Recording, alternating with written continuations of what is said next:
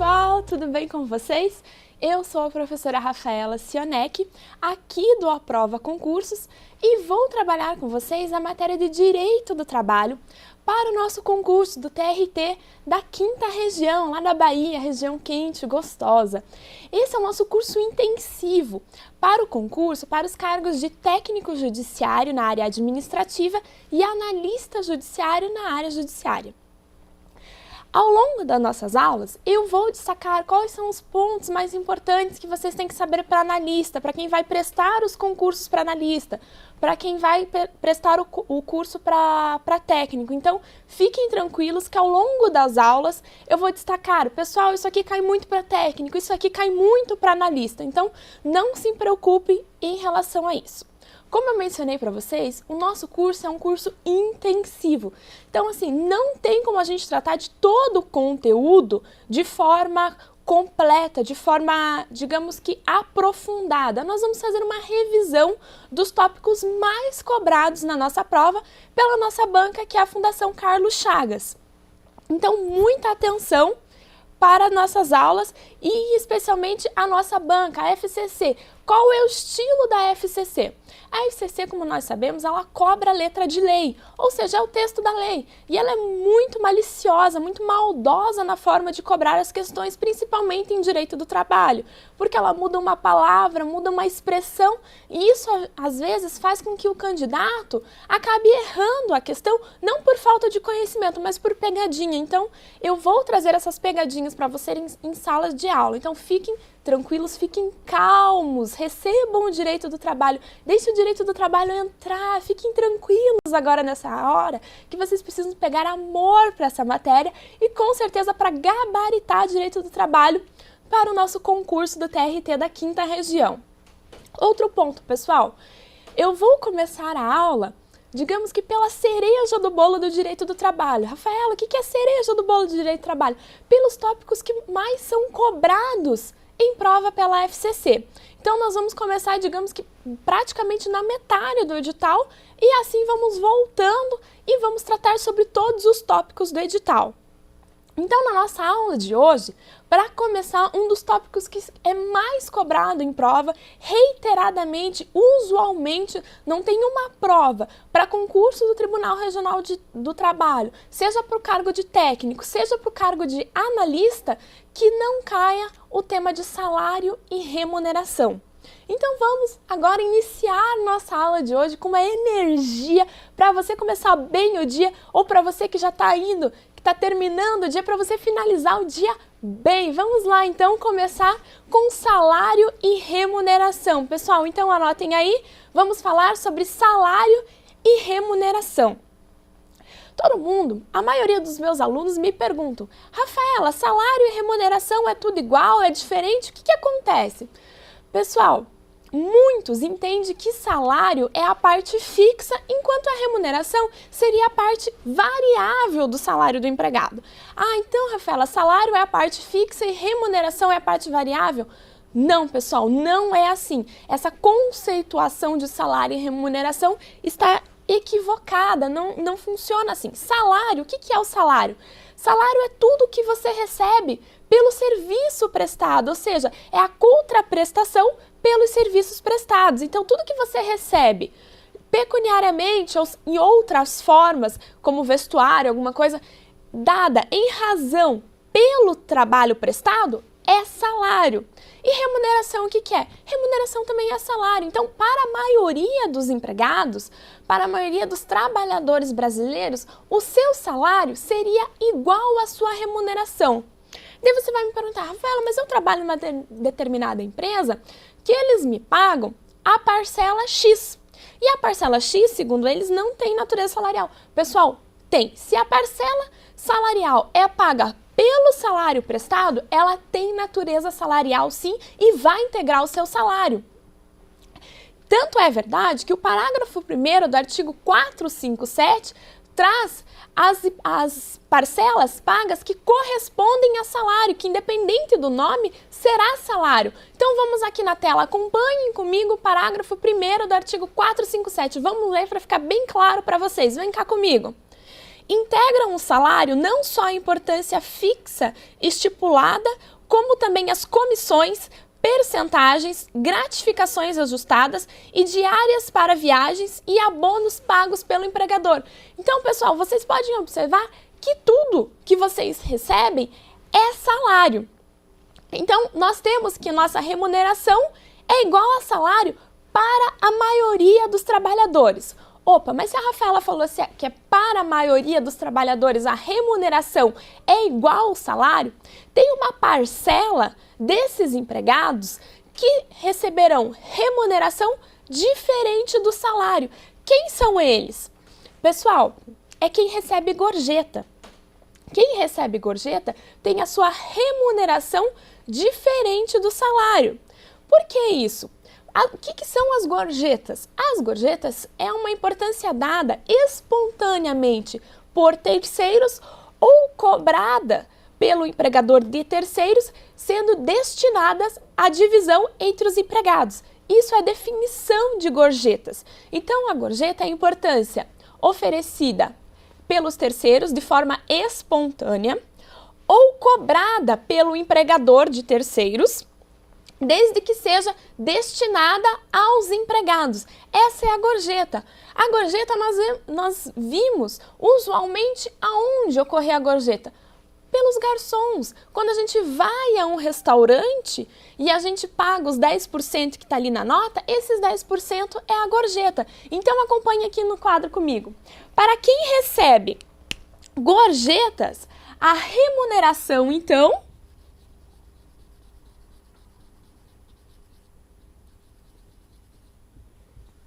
será diferente do salário. Por quê? Porque você vai ter o salário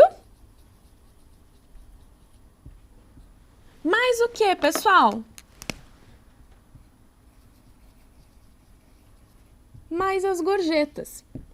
Então, para quem recebe, para o trabalhador que recebe gorjetas, a sua remuneração será o quê? A sua remuneração será salário mais gorjetas. E as gorjetas são o quê? As gorjetas é a importância paga por terceiros de forma espontânea ou cobradas na nota, sendo que essa gorjeta tem que ser distribuída para os empregados para que seja configurada como gorjeta. Ok, pessoal? E aonde que está a definição de que remuneração e salário são diferentes por conta das gorjetas? Está lá no artigo 457 da CLT. Então vamos ver, vamos acompanhar comigo aqui na tela. Artigo 457 da CLT.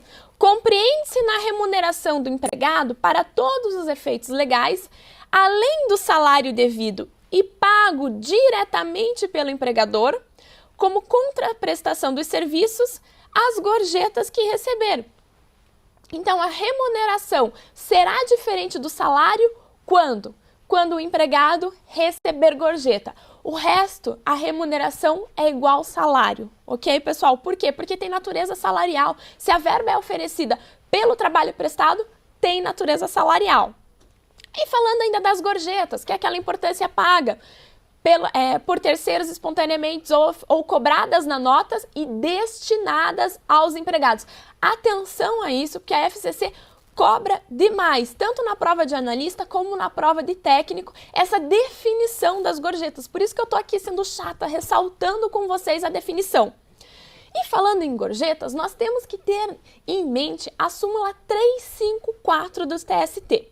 O que a súmula 354 do TST traz de importante? Ela traz a definição de gorjetas, que é o que eu já mencionei para você, e traz também onde as gorjetas não refletem, ou seja, os não reflexos da gorjeta, onde a gorjeta não irá refletir, em quais verbas que a gorjeta não irá refletir. Ela integra o salário ela integra a remuneração do empregado, integra, mas tem algumas parcelas salariais, algumas verbas salariais que as gorjetas não irão refletir. E está lá na súmula 354. Então vamos ver. Súmula 354 do TST. As gorjetas cobradas pelo empregador na nota de serviço ou oferecidas espontaneamente pelos clientes integram a remuneração do empregado, não servindo de base de cálculo para as parcelas de aviso prévio, adicional noturno, horas extras e repouso semanal remunerado. Então, as gorjetas não servem para cálculo do que, pessoal? Do aviso prévio, do adicional noturno, das horas extras e do repouso semanal remunerado. Então, aqui, as gorjetas, de acordo com a súmula 354 do TST, não refletem em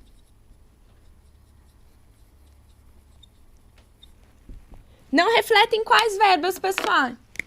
Aviso prévio, adicional noturno, horas extras e repouso semanal remunerado.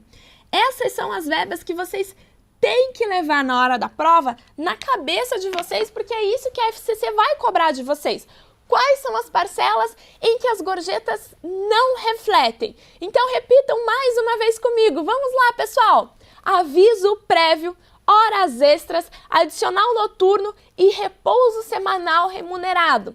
Rafaela, tudo bem, eu entendi quais são as verbas que as gorjetas não refletem, mas aonde que elas vão refletir? Pessoal, elas vão refletir no cálculo das férias, do 13º, do valor do FGTS, do INSS pago pelo empregador, por conta do quê? Por conta de integrar a remuneração do empregado.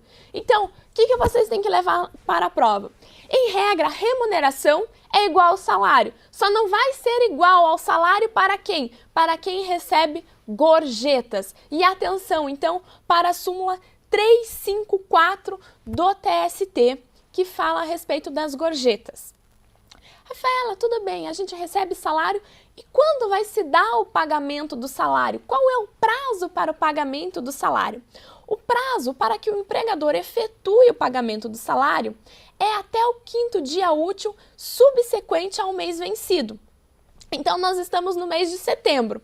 Fechando o mês de setembro, o meu empregador teria até o 5º dia útil do mês subsequente ao vencido, ou seja, ao mês de setembro, ele teria até o 5º dia útil de outubro para realizar o pagamento do meu salário. Está lá no artigo 459 da CLT. E se o meu empregador não respeitar o prazo, não realizar o meu pagamento até o 5º dia útil, o que vai acontecer? Vai acontecer que vai correr correção monetária pelo não pagamento, pelo inadimplemento do meu salário. Mas desde quando? Desde quando ele deixou de atrasar? Não, pessoal, se ele não pagou, se ele vier pagar o meu salário no 6º dia útil, ao mês subsequente ao vencido, o que vai acontecer? Vai correr correção monetária desde o 1º dia útil do mês subsequente. Então, vai correr a correção desde o 1º dia de outubro. Ok, pessoal? Isso está lá pra gente na súmula 381 do TST. E atenção para isso, para quem vai realizar a prova para o cargo de técnico judiciário, porque a FCC tem esse costume de cobrar os detalhezinhos para o cargo de técnico judiciário. Então, o prazo para pagamento do salário é até o 5º dia útil do mês subsequente ao vencido. Sendo que se não for realizado dentro desse prazo, correrá a correção monetária desde o 1º dia útil do mês subsequente ao vencido. Súmula 381 do TST e artigo 459 da CLT, que traz isso para nós. Ok, pessoal? E o salário? Pode ser pago como? Pode ser pago em dinheiro, em depósito de conta? Pode ser pago por cheque? Pode, pessoal. O salário pode ser pago em dinheiro, em moeda corrente no país, ou seja, no nosso caso real. Pode ser pago em depósito em conta? Pode, mas desde que a conta seja criada para essa finalidade, ou seja, seja uma conta salário, eu posso sim fazer o depósito em conta. E se o meu empregador quiser me pagar em cheque, o que acontece com esse pagamento em cheque? Pode ocorrer? Pode. O empregador pode me pagar o meu salário em cheque, mas se ele fizer esse pagamento do salário em cheque, ele terá que me dar um tempo durante esse dia do pagamento para que eu vá até a agência descontá-lo o cheque. Então, ele me pagou em cheque hoje pela manhã, ele tem que me conceder um prazo para eu ir até a agência no mesmo dia para fazer o desconto desse cheque. Além do pagamento do salário, que deve ocorrer, que não pode ultrapassar o período de um mês, nós temos as comissões, as percentagens. Em relação às comissões e às percentagens, nós temos que elas podem, sim, ultrapassar um mês do seu pagamento. Quando que as comissões e as percentagens serão pagas, então? Pessoal, elas serão pagas depois de realizadas as transações que se referem. Então, por exemplo, eu sou uma empregada que recebo por comissão de venda. Eu realizei uma venda parcelada. Quando que minha comissão por essa venda será paga? Depois de ultimadas as transações. Então, a primeira parcela foi paga, paga-se a transação. A segunda parcela foi paga, paga-se a transação. Não precisa ser pago todo mês juntamente com o salário. As comissões podem, sim, ultrapassar esse período.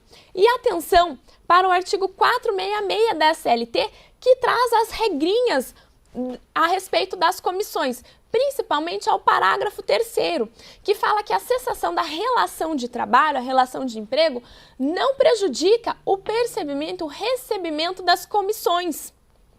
Atenção, isso foi objeto de prova para a prova de técnico judiciário que ocorreu no TRT da 8ª região, a última prova lá em Belém que ocorreu. Eles perguntaram exatamente isso, letra de lei do parágrafo 3º do artigo 466 da CLT, que falava: cessações da relação de trabalho não prejudica a percepção das comissões e percentagens devidas. Então, muita atenção por esse parágrafo, porque como nós vimos, é cobrado em prova de forma reiterada, pessoal. Dê atenção especial para este tópico do pagamento dos salários, principalmente para quem vai fazer a prova de técnico judiciário. Nós vimos a respeito dos salários, do pagamento dos salários, e nós temos também no artigo 7º da Constituição Federal, que traz os direitos constitucionais dos trabalhadores, que no seu inciso 4º fala a respeito do salário mínimo. Então vamos falar um pouquinho agora sobre o salário mínimo. Abra um novo tópico aí no caderno de vocês sobre o salário mínimo. E o que o artigo 7º, inciso 4º da Constituição Federal traz para nós a respeito do trabalho? A Constituição garantiu aos trabalhadores urbanos e rurais a percepção de um salário mínimo pelo trabalho prestado. Ou seja, o salário mínimo ele é reajustado de forma periódica e sendo vedada a sua indexação. E por isso, aos trabalhadores que exercem a jornada de 8 horas diária e 44 horas semanais, fazem jus à percepção de um salário mínimo. Ou seja, se eu for trabalhar com a carga horária, com a jornada de trabalho de 8 horas diárias e 44 horas semanais, eu não posso receber menos que um salário mínimo, por conta do artigo 7º, inciso 4º da nossa Constituição Federal, que fala a respeito do salário mínimo. O salário mínimo, então, por conta desse dispositivo constitucional, ele é um valor mínimo a ser pago pelo empregado, ou seja, é para a garantia do mínimo do empregado. Ainda falando sobre o salário mínimo, a Constituição Federal, ela autorizou a criação do piso salarial para os estados e os distritos federais. Pessoal, o que é o piso salarial?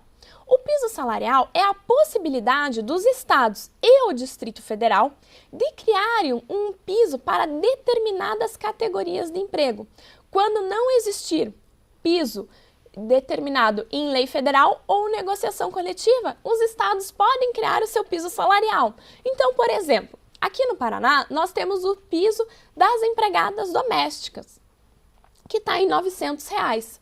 Ou seja, quem for contratar uma empregada doméstica hoje para trabalhar na sua residência, terá que respeitar o piso salarial do estado do Paraná, e não o salário mínimo nacional de R$ 678. Então, se eu contrato uma empregada doméstica e se no meu estado tem o piso salarial da categoria que eu estou contratando, eu tenho que pagar, então, o salário definido no piso salarial do meu estado.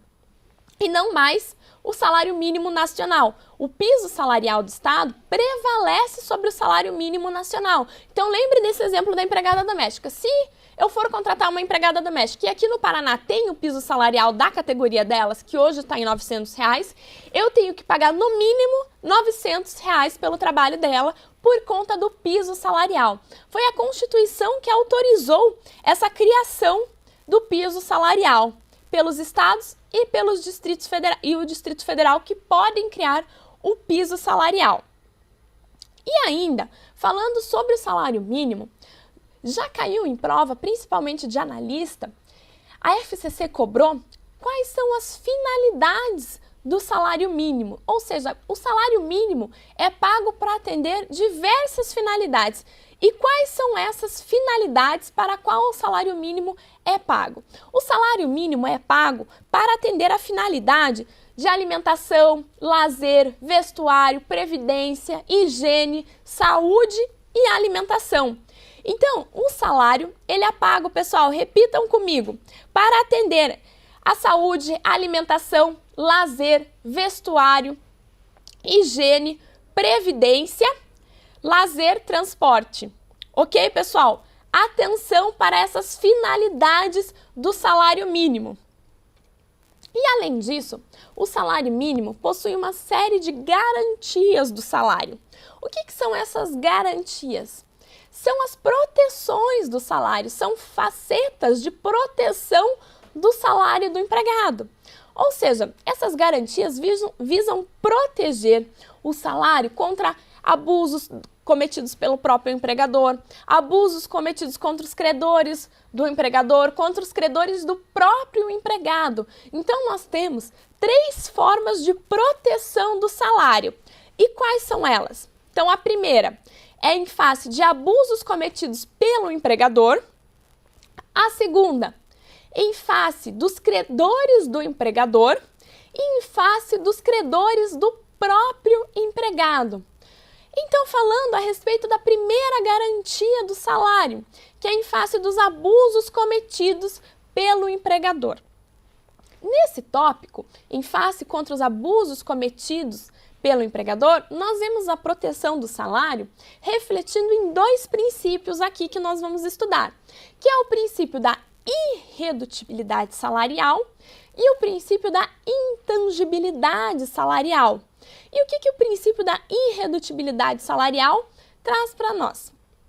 Ele traz a vedação da redução do salário, ou seja, ao meu empregador, ele é vedado reduzir o meu salário. Então, se o João foi contratado para fazer bolinhas de gude por R$ 800 num dia, o seu empregador não pode chegar amanhã e querer reduzir o salário do João para fazer bolinha de gude por R$ 700. Não, por conta do princípio da irredutibilidade salarial. Porém, é possível a redução do salário quando? Quando presente a negociação coletiva de trabalho, ou seja, por acordo ou convenção coletiva de trabalho, é possível a redução do salário, desde que tenha também, pessoal, justificativa para que ocorra essa redução. A simples realização de uma negociação coletiva, de um acordo ou uma convenção coletiva, não faz, sem a justificativa para tal ato, não torna válida a redução para salário. É necessário que haja essa justificativa, então, na negociação coletiva, para que venha reduzir o salário do empregado. E o princípio da intangibilidade salarial, o que fala? Fala da vedação dos descontos e também que o salário não pode ser utilizado como meio de pagamento de outras formas, como pagamento de dívidas e também de descontos realizados pelo empregador, pessoal. Então, a intangibilidade salarial, que está na tela para vocês aqui, fala a respeito da impossibilidade de descontos salariais e que o salário seja utilizado como meio de pagamento de dívidas. Ainda falando sobre a intangibilidade salarial, para quem vai fazer a prova de analista judiciário, atenção para a expressão truck system. Igual truck system. Truck system se escreve igual ao caminhão. Truck system. Então, pessoal, o que é o truck system? Aqui no quadro para vocês. truck system. O truck system é vedado no nosso direito do trabalho. E o que o truck system fala? O truck system é o pagamento do salário através de produtos e serviços fornecidos por negócio local do próprio empregador. Isso é muito verificado nas zonas rurais, no interior, por exemplo, em que o empregador tem uma mercearia e ele obriga o seu empregado a gastar todo o seu salário ali em mercadorias daquele estabelecimento. Então, isso é vedado, o pagamento do salário de forma total em mercadorias em estabelecimentos próprios do empregador. O empregador não pode coagir ao empregado que venha a pagar os seus salários, que venha a dar os seus salários em locais de estabelecimento próprio dele. Então, se ele tem uma mercearia, ele não pode obrigar o seu empregador a ir lá e gastar todo o seu salário como forma de pagamento. Às vezes ele nem chega a pagar, ele fala, olha, fulano, você tem tanto para gastar ali na minha mercearia, vai lá e pega o seu salário. Isso é vedado, ou seja, esse sistema chamado de truck system é vedada essa forma de pagamento do salário no nosso ordenamento. Por quê? Porque o empregador não pode limitar a disponibilidade do salário do empregado. Se o empregado quiser gastar o seu salário comprando bala ou comprando bebida, o empregador não pode limitar. É direito do empregado usufruir do seu salário como bem entender. Por isso a vedação ao truck system. E a segunda forma de garantia do salário é em face aos credores do empregador. Rafaela, o que quer dizer em relação aos credores do empregador? Pessoal, se o empregador ele está com dívida, ele está insolvente, ele está com dívidas, a dívida de natureza trabalhista, os créditos trabalhistas, prevalecem sobre as demais dívidas. Por quê? Porque são créditos de natureza alimentícia, por isso vai prevalecer contra os credores do próprio empregador. Então, se o meu empregador está me devendo, e não está devendo só o meu salário, mas sim a empresa que realizou a construção da fábrica e tudo mais, a minha dívida, por ser de salário, por ter natureza alimentar, será paga antes, ou seja, tem prioridade no pagamento. E o próximo, a garantia do salário, é contra os credores do próprio empregado. O que quer dizer isso, pessoal? Se o empregado foi lá, fez o cartão da Renner, fez o cartão da C&A, que eles simplesmente falam para vocês, não, traz aqui, você vai pagar como? Com o cartão da C&A? Mas por que você não paga? Aproveita, é rápido. O empregado que está com o dinheiro na mão, ou às vezes não tem, fala, putz, mas eu vou receber mês que vem e eu consigo pagar essa fatura, então. Porque daí eles falam, o pagamento é daqui 60 dias. Você só me traz o teu RG, teu CPF, você faz o cartão na hora. Então, o empregado foi lá e fez o cartão da C&A para pagar daqui 60 dias. Porém, só que daqui 60 dias ele esqueceu do pagamento, porque tem aluguel, tem alimentação, tem os filhos que gastam, tem a esposa, às vezes, que tem que sustentar também. Tem uma série de situações para que o salário do empregado já está destinado. Então, aquele valor que ele gastou lá na C&A, às vezes ele esquece e não paga. Não, deixa para lá. A C&A pode ir lá pegar o salário dele e penhorar? Não pode, pessoal. A C&A não vai poder penhorar o salário do empregado para quitar a dívida que ele tem ali. Mas, falando que o salário não pode ser penhorado para pagamento de dívidas, nós temos que ter uma exceção na nossa cabeça, que é em relação à pensão alimentícia. Pessoal, a dívida de natureza alimentícia decorrente da pensão alimentícia pode sim penhorar o salário do empregado. Então, se o empregado recebe X e ele tem um filho e a mulher requer a pensão e ele não paga, o juiz da vara da infância e da juventude, da vara da família, pessoal, pode ir lá e querer penhorar o salário dele por conta da pensão? Pode sim querer penhorar o salário dele para pagamento da pensão alimentícia de dívida de natureza alimentar. Pessoal, Na nossa próxima aula, já estamos com o tempo aqui esgotando, na nossa próxima aula vamos falar ainda a respeito de salário e remuneração e vamos começar a aula falando sobre salário complessivo. Eu aguardo vocês na nossa próxima aula. Tchau, pessoal!